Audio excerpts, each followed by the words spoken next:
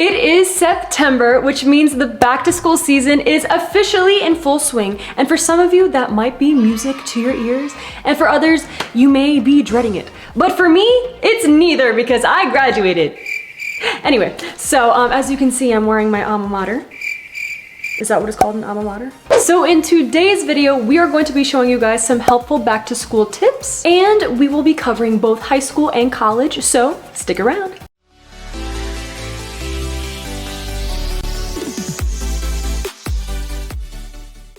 So as you enter high school, you're probably going to find yourself studying a bit more than you did in junior high because, you know, you're a little bit more advanced now. And it can be really difficult to find the time to study between, you know, your extracurricular activities, your sports, which is also an extracurricular activity, and just balancing your social life. Also, that phone of yours could also be a huge distraction, probably the biggest of them all.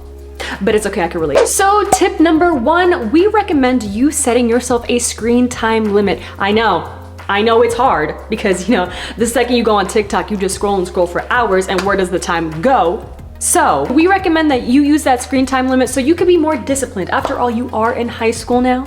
We have no more middle school business. It is now high school business strictly. Now, don't get us wrong. There's nothing wrong with taking some downtime, scrolling through the gram or TikTok or YouTube like you are now. But excelling in your academics also takes a lot of work and discipline. So set that screen limit. And tip number 2, to set yourself up for success, make sure you have a good work environment to either study or do your homework. You can maybe go outside to do your homework and study. I know I like doing things outside because, you know, the sun, but during the winter, maybe it's not that fun. Anyway, maybe your kitchen table or even your basement, if it's not too creepy. And if your house is like mine, just always in an endless stream of commotion, you can try going to your public library. It'll be super quiet there. You could probably hear a pin drop, and you can most likely study a lot better there. And they also have computers available to use if you don't have one of your own. And tip number 3, in order to start preparing for college, make sure you are taking your academics seriously.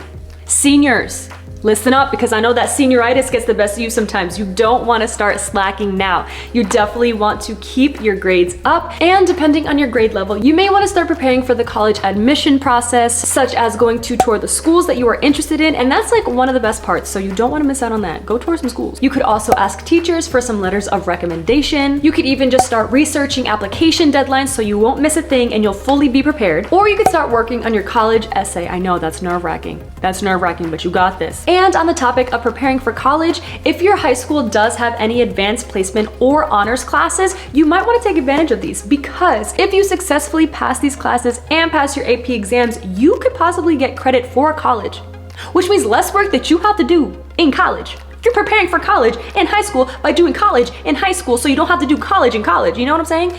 I don't even know what I'm saying. Anyway, annual grades and test scores are certainly important. We also encourage extracurricular activities. So tip number 4 is to get involved with extracurricular activities. So this is a huge part of high school. Anything from playing a sport, being in a club, playing an instrument, or being in the school play. Not only can these things help you express yourself and just have a little bit more fun, it could also help you make new friends. And we know you're in high school, you probably already have your friends made, you have your little group, but other than a never-ending friendship, extracurricular activities are really good for college applications. Did you know that? Because if you didn't, we're telling you now. Being involved with as many extracurriculars as you can without stressing yourself out can look so good on a college applications. And honestly, a lot of colleges, especially Ivy League schools, they really look into what you did in high school to get involved. And those were some quick back to school tips for high schoolers. Now we must mosey on over to college students. College students, you made it to college! Congratulations! Woo! Although it could be a super fun change and sometimes like stressful in some aspects, it can also come with some challenges,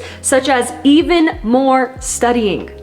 I mean, also dependent on your major, because, you know, some majors are out there just like never having homework or tests, and you know, that's a different story. Anyway, moral of the story, more likely than not, college will come with more studying. So tip number 1 when it comes to studying is we recommend studying with a friend. For some reason in college, when you're studying with somebody else, it just gives you that much more motivation. When you study with someone, it doesn't necessarily mean you guys are like swapping notes with each other, quizzing each other. I mean, you can do that if you find that helpful. Like, like join a study group, but it could also be helpful to study just sitting in the presence of another friend who is also studying. I know when I was in college, all of my friends, even if we were different majors, we would just rent out a study room in the library, all gather in there. It would be so quiet, so chill. We buy some snacks and sit down and study. And hours would go by, we wouldn't even say a word to each other, but just the sole fact that their presence was there also studying made me really want to study more, because it's like you're not suffering alone, you know? When you suffer with friends, it's a lot more like helpful. Tip number 2 for some success in college is to manage your schedule.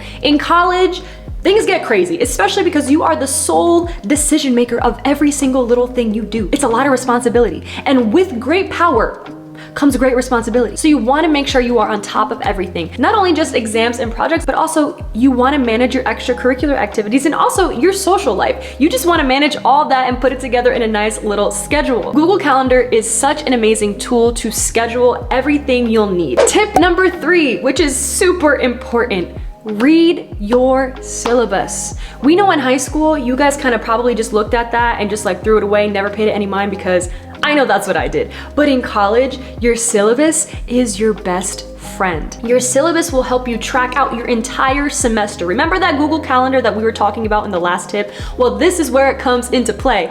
Once you get that syllabus, make sure you read it over, maybe read it over twice, because you do not want to miss any assignments. You could pop any assignment that you have right into your Google Calendar, so you will never miss a beat, never miss an assignment. And also, reading the syllabus can help you, get ahead a little bit if you want to start on something early. I'm not that kind of a person, but if you are, it would be really great if you started an assignment early. And tip number 4 for college students is to prep for your career.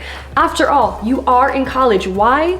To get a career. So as you're working on your degree, there are so many steps that you can take to advance your career. For example, you can take advantage of the career help that your college offers. For example, my school, Pepperdine, they had a whole career office. So I would just go in there, you would have an advisor assigned to you, and they would help connect you to people within your career, whether that's like a job shadow day or just an email to somebody. And they also help you with internships. But needless to say, you want to take advantage of anything that your school has to offer when it comes to advancing your career. Plus, you're paying all that money for tuition, you better take advantage of anything that they have for you. And also, college is a great time to seek out internships. A lot of colleges actually have internships as a requirement. For my major, I had to do an internship in order to graduate, which actually is really great. So make sure you seek out those internships. And also, if you don't know how, make sure you go to your college advisor. They will help you. And there you have it, folks. Those were some back to school tips for high school students and college students.